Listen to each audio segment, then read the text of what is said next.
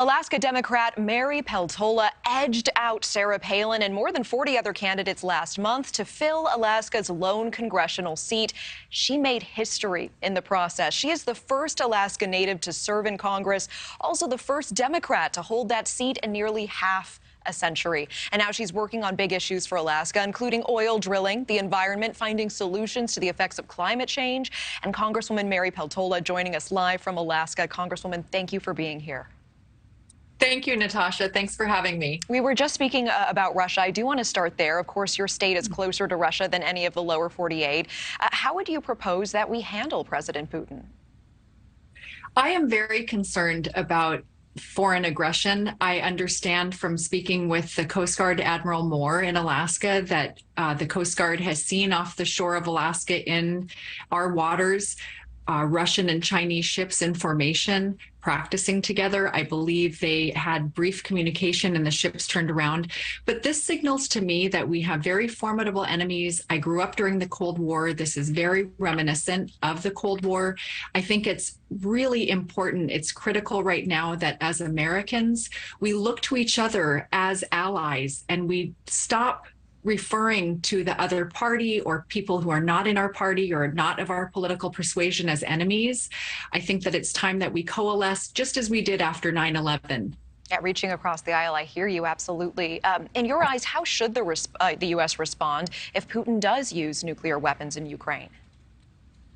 Well, I am not a policy expert on these type of things. I think I need to really listen to the people who do have expertise in that. I think that we need to be engaging our diplomats in every and all ways that we can. But I think that it's really up to us to listen to what the Pentagon has to say about this and people who have been in leadership positions. So I don't want to pretend I'm the expert, and I will really defer to the experts on this one. Let's talk about your win then over one-time vice presidential candidate Sarah Palin. First of all, how did it feel?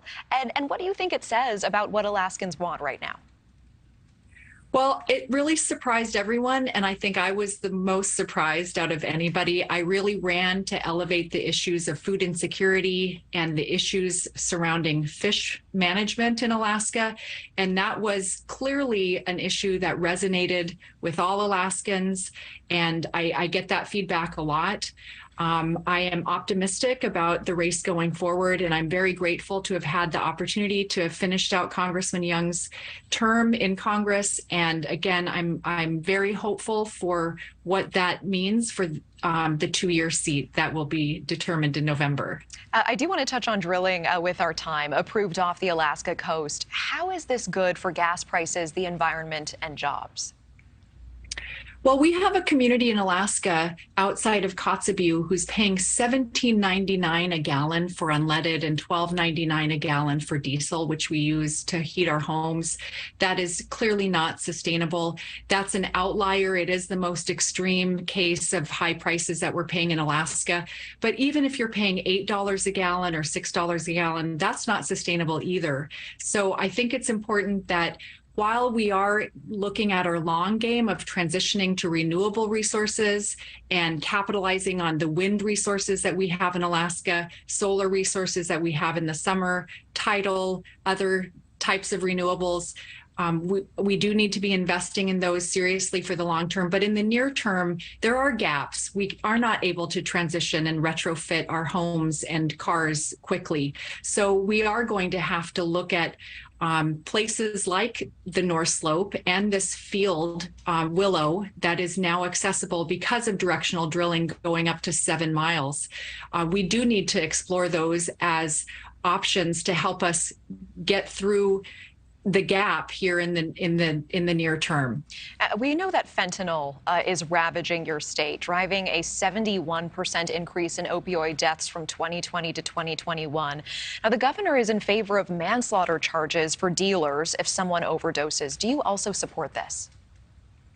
I think we've got to crack down on our dealers. Substance abuse is a problem, not only in Alaska, but across the United States. And certainly heroin has been a significant problem for a number of years that has really touched almost every single family I know, my family included. And fentanyl has really shown that it's even more of a threat.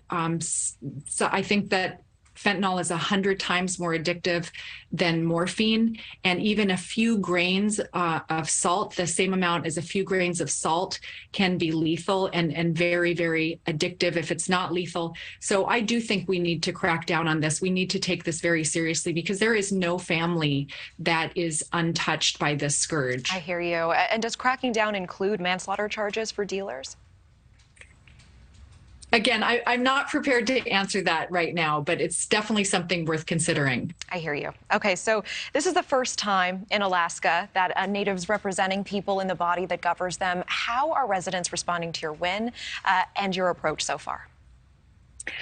Well, Alaska has one at-large seat in the House, and we only have a congressional delegation of 3. So we really have, each of us has to be a lawmaker for all Alaskans. And we have such a diverse group of people who live in our state. I think the Anchorage School District is the home of over 90 different languages that are spoken in Anchorage School District homes. But we have a common future, and there's certainly a need for all of us to be working together on all of our challenges and really working together to seize on our opportunities. So I look forward to doing that for all Alaskans. All right, congratulations to you, and thank you for your time, Congresswoman Mary Peltola of Alaska. Really appreciate it. Thank you, Natasha. Thank you for watching. Go to newsnationnow.com to find News Nation on your television provider. And don't forget to click the red subscribe button below to get more of News Nation's fact-driven, unbiased coverage.